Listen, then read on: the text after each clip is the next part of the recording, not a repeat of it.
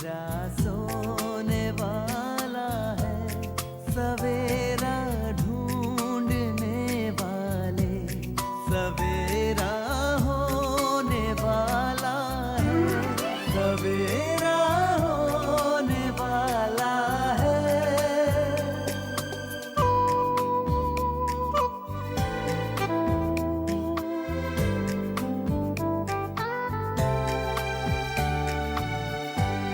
खुशी छलकाएंगी किरणें, खुशी बरसाएंगी किरणें, तेरे गम की सियाही को उजाला धोने वाला है, सवेरा होने वाला है, सवेरा।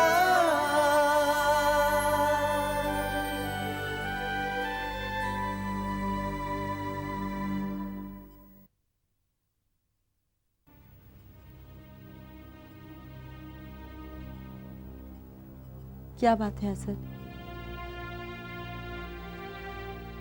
आपको ये जानकर जरा सी भी खुशी नहीं हो रही कि आपके और मेरे रिश्ते को लेकर अब्बू के रवैये में तब्दीली आ रही है?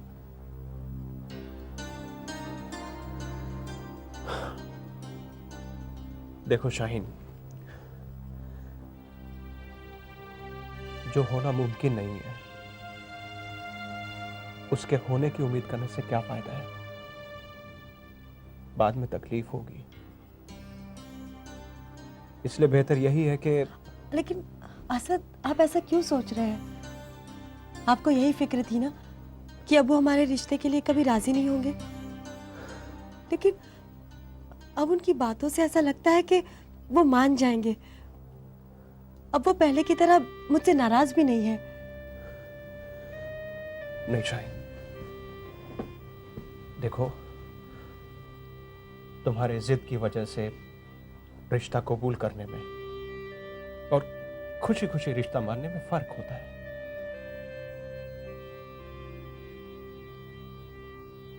अब्बू की खुशी की जो अहमियत मेरी नज़रों में है, शायद उससे कहीं ज्यादा मेरी खुशी की अहमियत अब्बू की नज़रों में है। मुझे लगता है अब्बू को यह एहसास हो गया है कि मेरी खुशी आपके साथ निकाह करने में है। पता नहीं शाहीन, क्यों मुझे ऐसा लग रहा है कि हमें ज़हनी तौर पर तैयार रहना चाहिए इस रिश्ते को बुलाने के लिए। कहीं आपका इरादा तो नहीं बदल रहा? आप कहीं आप अपने आप को ज़हनी तौर पर इस रिश्ते के लिए तैयार नहीं कर पा रहे, ऐसा तो नहीं है ना असद?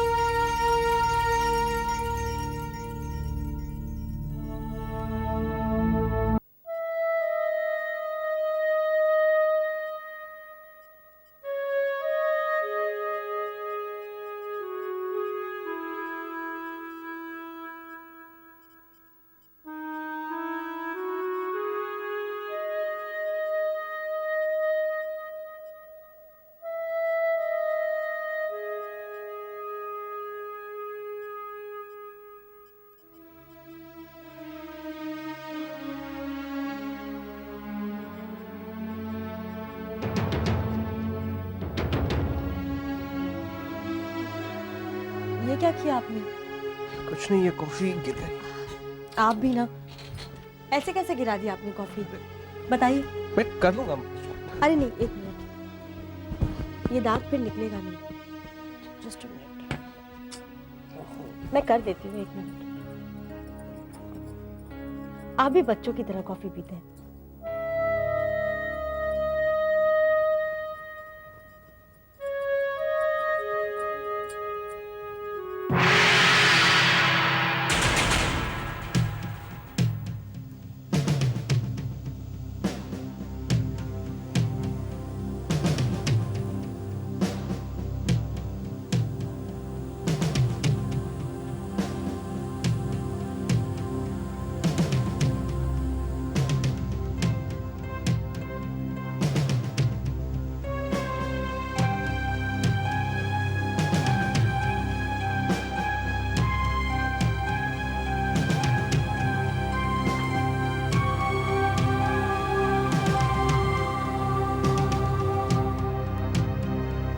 तुमने यहाँ आने की जरूरत कैसे की? मैंने कहा था ना तुमसे कि मैं तुम्हारी सूरत नहीं देखना चाहता। चले जाओ यहां से। Get lost. सुना नहीं तुमने? मैं तुमसे यहां आने की वजह नहीं पूछना चाहता, क्योंकि मैं तुमसे किसी मसले पर बहस नहीं करना चाहता। जिस रास्ते से आई हो उसी रास्ते से वापस चली जाओ, समझी? तो तुमने मेरा केस इसलिए लड़ने से इनकार कर दिया था। जैसे ही तुम्हें पता चला कि मैं कौन हूं, तो तुमने अपना इरादा बदल दिया और मुझे यह मशवरा दिया कि असद और फरहान की जिंदगी में वापस आने का मैं अपना इरादा बदल दूं, क्योंकि तुम अब उनकी जिंदगी में आ चुकी हो। खामोश! मेरे और फरहान की जिंदगी में वापस आने का ख्याल अपने ज़हन से निकाल दो। मेरे और फरहान के लिए तुम मर चुकी हो, और वैसे भी मुर्दों को कब्र से निकालकर अपने घर में वापस नहीं लाया जाता। तुमने अपने ख्यालों की कब्र में मुझे मुर्दा समझकर जरूर दफना दिया होगा, लेकिन असल हकीकत यह है कि मैं आज भी जिंदा हूं। आज भी मेरे अंदर मां के जज्बात जिंदा हैं। तुम्हारे मुंह से ये बातें अच्छी नहीं लगती हैं, बेमानी लगती हैं, झूठी लगती हैं। असल मैं हर लम्हा मार मार कर जी रही हूँ। मेरा यकीन करो, मेरा वजूद अफसोस के आंसुओं के सैलाब में डूबता जा रहा है। मैं जानता हूं तुम्हारी आंखों से छलकने वाले ये आंसू फरेब का जहर है। असल तुमने मुझे समझने में हमेशा गलती की है। हाँ, मैंने गलती की थी। अगर मैंने यह गलती नहीं की होती तो आज ये नौबत ही नहीं आती। अगर मैंने तुम्हें समझने में गलती नहीं की होती तो मेरा तुमसे निकाह नहीं होता। अगर मैंने यह गलती नहीं की होती तो मेरा बेटा किसी अय्याश औरत की औलाद नहीं होता, जो अपने आशिक के लिए अपने शौहर और अपने बेटे को छोड़कर चली गई। फरहान को मैंने अपने आप से कभी दूर नहीं करना चाहा, ये तुम जानते हो। हाँ, मैं छोड़कर गई थी, लेकिन तुम्हें, फरहान को मैंने अपने आप से कभी दूर नहीं किया। अगर फरहान मुझसे दूर हुआ है तो उसे तुमने दूर किया है, क्योंकि तुम मुझसे नफरत करने लगे थे। असल अगर तुमने मुझे गाली देने और नफरत करने की बजाय ये सोचा होता कि ऐसा क्यों हुआ, तो तुम समझ पाते कि मेरे लिए फरहान के बगैर जीना कितना मुश्किल है।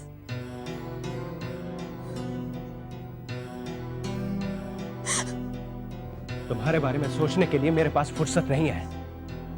बहुत नाटक कर चुकी हो तुम। Now get lost. दफा हो जाओ यहां से, चली जाओ यहां से। मनहूस सूरत मुझे आइंदा मत दिखाना, चली जाओ। सब ठीक ठाक है? Yes sir. आने जाने वाले हर शख्स पर नजर रखे हुए हैं आप लोग? जी सर, पूछताछ के बिना हम किसी को अंदर नहीं जाने देंगे। Good good. ऐसा कोई शख्स नजर आया आप लोगों को जिस पर आपको शक आया हो? नहीं सर। मेरी बात ध्यान से सुनो। अंदर जो बैठे कांस्टेबल हैं उन्हें भी ये हिदायत दे दो कि अलर्ट रहें। डॉक्टर हो या नर्स, बगैर आई कार्ड किसी को नहीं छोड़ना।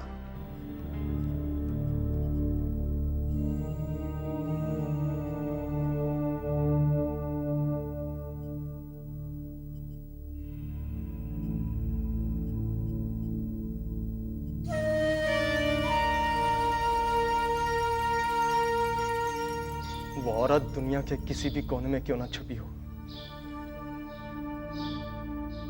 आज मैं उसे ढूंढकर खत्म कर ही दूंगा। जिसने मेरी अम्मी को मारा है, मैं उसे जिंदा नहीं छोड़ूंगा। मगर आज सबसे पहले मैं शगुफ्ता को मारूंगा, फिर उसकी अम्मी को। और आज मेरा निशाना नहीं चूकेगा शगुफ्ता। हाँ हो गया।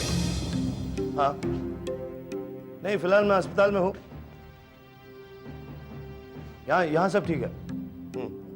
सुनो, वो रिपोर्ट दर्ज करके उस वाले पुलिस स्टेशन में भेज देना। हाँ ठीक, ओके ओके। मैं तुमसे बाद में बात करता हूँ। ठीक ऐसा ही हुलिया बयां किया था शगुफ्ता ने उस शख्स का जो उसका पीछा करना था।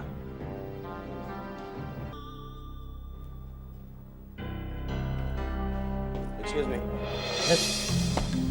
ये क्या करें इंस्पेक्टर? अभी बताता हूँ, चलो अंदर मेरे साथ। इंस्पेक्टर मेरी बात तो सुनो। बाद में सुनूंगा, पहले अंदर चलो। सुनो तो सही। क्या सुनूं मैं? हाँ चलो अंदर। सुनो, आपको मालूम नहीं मैं कौन हूँ? तुम जो भी हो, ये अस्पताल है, शोर मत बताओ। चलो अंदर। सुनो तो सही। चलो अंदर। सुनो। मैं कहता हूँ चलो।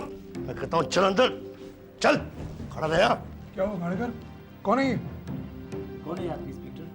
शगुफ्ता जी, आप इस शख्स को पहचानते हैं? हाँ इंस्पेक्टर साहब, ये वही शख्स है जिसके बारे में मैंने आपसे जिक्र किया था। इसी को मैंने कई दफा अपना पीछा करते हुए देखा है। तो बता, कौन है तू और शगुफ्ता का पीछा क्यों कर रहा है? बोल। इंस्पेक्टर, आपको यही बताने की कोशिश कर रहा हूँ, लेकिन आपने बोलने का मौका ही नहीं दिया। ये क्या बोलेगा इंस्पेक्टर साहब? जरूर यही मुझे मारने की कोशिश कर रहा है। इसी ने मुझ पर गोली चलाई होगी। आप इसे गिरफ्तार कर लीजिए। एक मिनट मोहतरमा। डिटेक्टिव मलिक। डिटेक्टिव मलिक? जी हाँ। Top security private detective agency. जी हाँ। सॉरी, मगर आप शगुफ्ता का पीछा क्यों कर रहे थे? आपने हमारे डिटेक्टिव एजेंसी को रिपोर्ट दी थी कि इनकी अम्मी जिंदा है। ओह, ऐसी। तो आप ये मालूम करने के लिए इनका पीछा कर रहे थे कि वाकई इनकी अम्मी जिंदा है? जी हाँ, इंश्योरेंस कंपनी को इनकी अम्मी जिंदा होने का सबूत चाहिए, और वही कई दिनों से मैं इकट्ठा करने की कोशिश कर रहा हूँ। I'm sorry once again, Mr. Malik. Okay.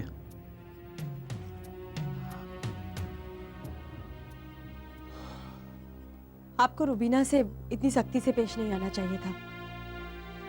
आपको उसे समझ देखो, मैं उसके बारे में कोई बात नहीं करना चाहता हूं, समझी?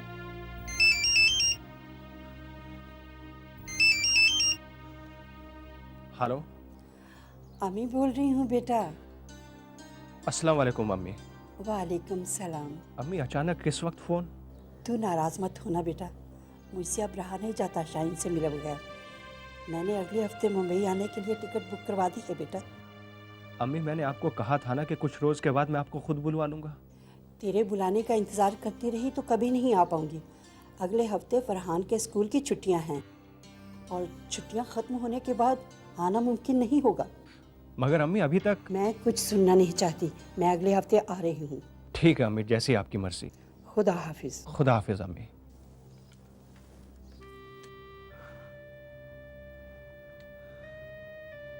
सत्रह तारीख को अम्मी और फरहान आ रहे हैं। मैंने जब से अम्मी को तुम्हारे बारे में बताया है, वो तुमसे मिलने के लिए बेचैन है। शाहीन, अगर तुम्हें यकीन है कि तुम्हारे अब्बू हमारे इस रिश्ते को मंजूरी दे देंगे, तो अम्मी के आते ही हम निकाह की बात कर लेंगे।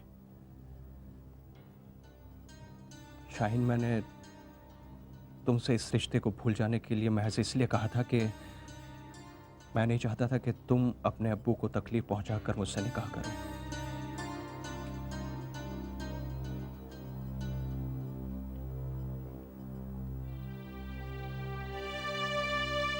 हाँ जाने मन, यार समझने की कोशिश करो।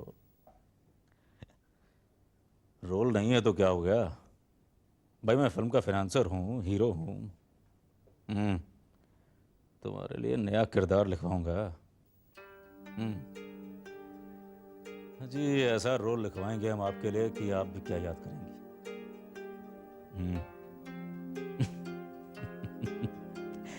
अच्छा सुनो, एक काम करो, कल मिलो मुझसे तुम।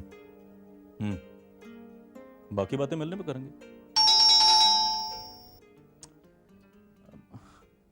हेलो, अरे जाने मन मेरी राइटर्स के साथ मीटिंग है यार, तुमने सुना ना बेल? वही लोग आए होंगे। देखो मैं तुम्हारे किरदार के बारे में उनसे डिस्कस कर लूँगा। हाँ अच्छा सुनो, अभी तुम फ़ोन रखो, बाकी बातें मिलने पर करेंगे। ओके बाय, शबा खैर। रजिया तो आ गई झांसे में, रूबी होगी। अरे आ रहा हूँ भाई।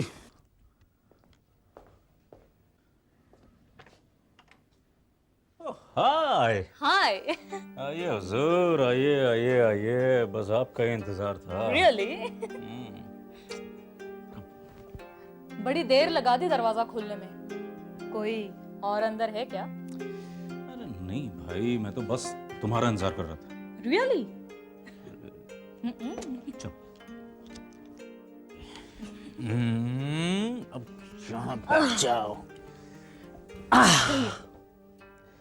रूबी, आज मैं बहुत थक गया हूँ यार। तो तुम्हारी थकान मैं अभी दूर करती हूँ। रियली? कैसे दूर करूँ? कैसे? मैं बताऊँ? थोड़ा पास आओ। बिल्कुल नहीं। और इतने दिन बाद मिली, मैं जाऊँ। क्या कर रहे हो अमन तुम?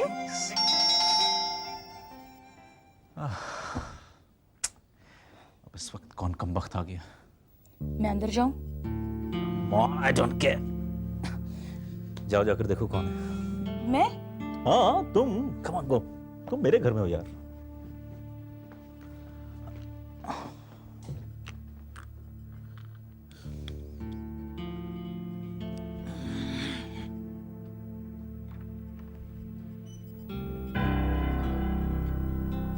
अमन साहब घर में है? कौन है रूबी? आइए आइए।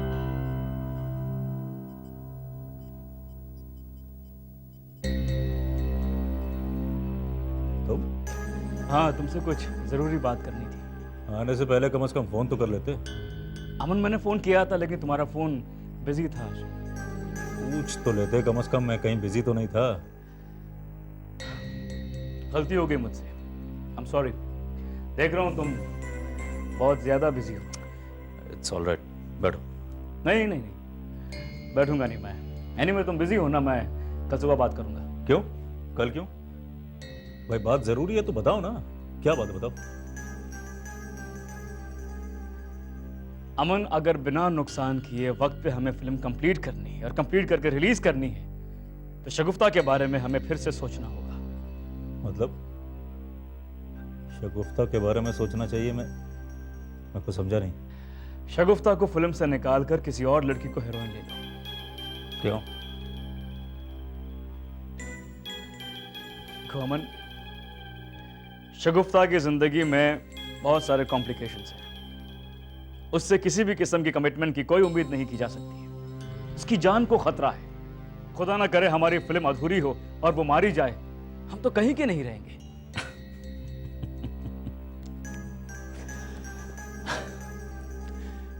यार अकबर, तुम समझने की कोशिश नहीं करते यार। देखो सुनो अकबर, शगुफ्ता पर होने वाला जानलेवा हमला और उससे जुड़ी हर कंट्रोवर्सी उसे और ज्यादा शोहरत दे रही, वो और ज्यादा पॉपुलर हो रही, और ये तो हमारे लिए अच्छा है। जस्ट इमेजिन कि मुहूर्त वाले दिन हीरोइन को गोली लगे, ये तो हमारे लिए यूं समझो कि फिल्म तो ऑलरेडी हिट हो गई। अमन, तुम समझ नहीं रहे हो, प्लीज। शगुफ्ता पर भरोसा नहीं किया जा सकता है। You just can't trust her, she is unreliable. और बहुत जल्द उसकी शादी होने वाली है हामिद शाह के साथ। जरा सोचो यार, फिल्म की रिलीज होने से पहले हीरोइन की शादी हो जाती है तो इसकी क्या वैल्यू रह जाती है? अकबर देखो, एक बात सुनो, मैं अब इस मामले में और ज्यादा बहस नहीं करना चाहता हूं। और जहां तक रुपये की बात है, तो इस फिल्म में रुपया मेरा लग रहा है यार, नुकसान होगा तो मुझे होगा। तुम्हें उसकी फिक्र करने की जरूरत नहीं है। और शगुफ्ता को मैं इस फिल्म से नहीं निकालूंगा, एंड दैट्स फाइनल। तुम्हें एक बात बताऊं, आफताब खान ने बहुत पहले मुझसे कहा था कि मैं तुमको इस प्रोजेक्ट से निकाल दूं। मैंने निकाला। तुम आज भी इस प्रोजेक्ट का हिस्सा हो। जो मैं ये बताना चाहता हूं वो ये है कि मैं अपने फैसले अपनी मर्जी से करता हूं, किसी दूसरे के मशवरे से नहीं।